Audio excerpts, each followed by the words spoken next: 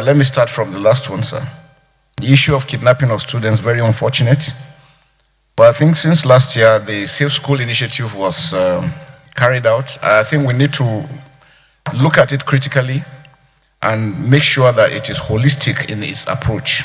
Now, we must build the resilience of our communities because crime is localized. We're able to build the capacity of the locals themselves to be the first responder, because when they come, since security agencies cannot be everywhere, it's good we build them. Our schools must be secured. You see, most of the schools that have been built, you go and visit them, no perimeter fence, they are left exposed. Information conveyance, again, has been an issue. Before these informations are relayed, the use of technology.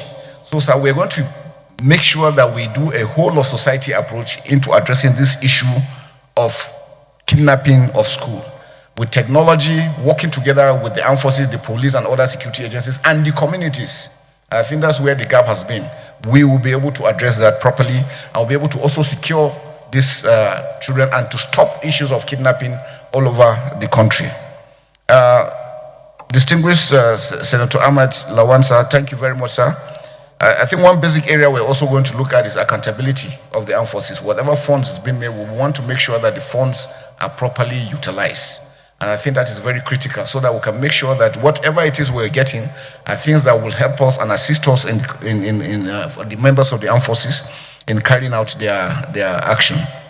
Senator Musa, on the issue of policy. Yes, sir, I've been operational all through my life. Now the issue of policy, and I think that's very important, sir. What we have observed over time is that with the MDAs, we have not really been able to get the full support of the MDAs. I think one mistake we make is we think the armed forces can solve all the problems. The armed forces solution is just 20-25%. Majority has to do with good governance, building capacity, working together with all the other MDAs. The police has a lot to contribute. Civil defense, all other agencies, including Foreign Service, Ministry of Foreign Affairs, Interior. So we need to harmonize all this diplomatically again, our neighboring countries, Cameroon, Chad, Niger, Benin Republic. We need to also reach out to them because if they're able to secure their own borders, it means our own borders will be secured. If theirs is porous, ours is going to be porous. And because we have more to lose. The terrorists that we're dealing with think Nigeria is so rich that when they come to Nigeria, they can make it. So anything they're doing anywhere, their target, end state, is to come into Nigeria. And that's why it's important that we must make sure that we secure our borders and deny them the entry. And then those ones that are within, we're able to take them out. There will be zero policy on anything banditry, terrorism. We're going to go out. I'll make sure that the armed forces will go fully all out, working together with the locals. Because like I said, sir, security is localized. If we don't carry the communities along, we're going to continue to run in issues. So that's why it's important that we must bring them together, working with the state governments particularly. Why the Southwest seem to be doing very well, sir, is because all the governors agreed together. And that's why regionally, governors must come together because 2, 3 are better than 1. And that's why for us to them to understand that the bandits do not respect border. They do not at all. They are, in fact, where they get their strength is the ability to run when you attack them, especially around Sokoto area, they enter Niger. And once they get to Niger, you can't touch them until they come back in. And that's why I said it's important that for the multinational joint task force in Gemena, we need to also build up their capacity to hold up down towards the border with Mali and Burkina Faso, because we're beginning to have those, and that's why we're having those incursions into Kwara coming down southwest. And we must stop them not to get further than that. I think action has already been done and put in place. It is for us to harmonize all this, firstly to ensure that all the MDS know they have a role to play. And so one important aspect is our legal system that we need to look at. Most of our laws look obsolete, and because sometimes justice is delayed, then it becomes a problem. Because once punishment is meted immediately and action is done, it serves as deterrence to others. And that's why I think critical that we must be. And so I mentioned that all the MDS need to do the legal service, the correctional service, the civil defense. All mining activities have to be monitored properly because that's another source of funding. All areas that they are getting their funds for, we must look at those aspects and stop and prevent them. And like we said, sir, the ability to also monitor where the funds are going to. If we're able to do that holistically using technology, sir, we'll achieve so much. Thank you very much, sir. Just a minute.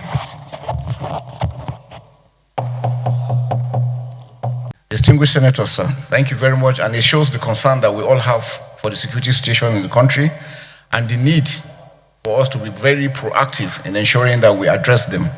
So starting with the issues of General Uba, very unfortunate for a brigade commander to be captured and shown the way they did.